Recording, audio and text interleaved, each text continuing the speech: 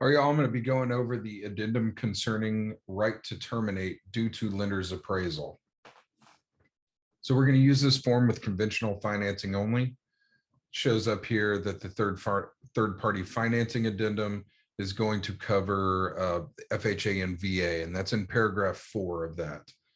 So we're only using this for conventional financing, and we're going to use this anytime that we offer over asking price. And we don't have to do it every single time. Sometimes it makes sense not to, but most of the time we're going to want to protect our buyer by putting this down. So we're going to put the subject property in this line right here. There's 3 different choices that we can make on this. And so number 1 is a full waiver. So this is saying that buyer is going to waive all of their rights in paragraph 2B of the third-party financing addendum. So the lender's appraisal is irrelevant in this situation, and the buyer will cover any gap there is with cash. Number 2 is the one that confuses a lot of people, and this is the partial waiver.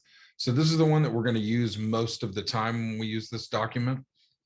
This will cover any partial amount that the buyer will say. So for example, we don't know where the house is going to appraise, but the buyer's got $10,000 they want to cover any gap with.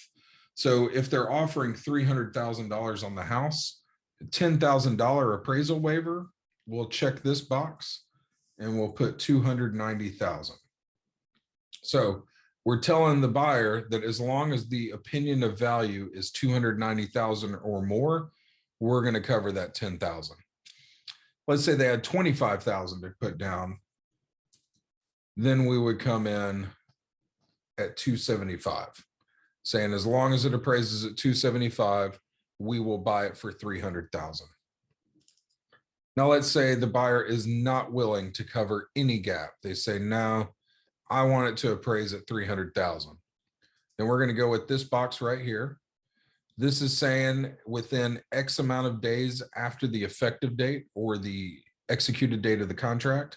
So we're going to want to put 30 in there. I would say an aggressive number would be 21 or 25. I would probably stick with 28 or 30.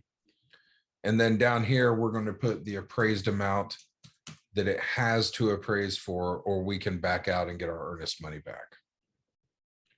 So again, it states that right here. This is TREC form number 49-1 and TXR 1948.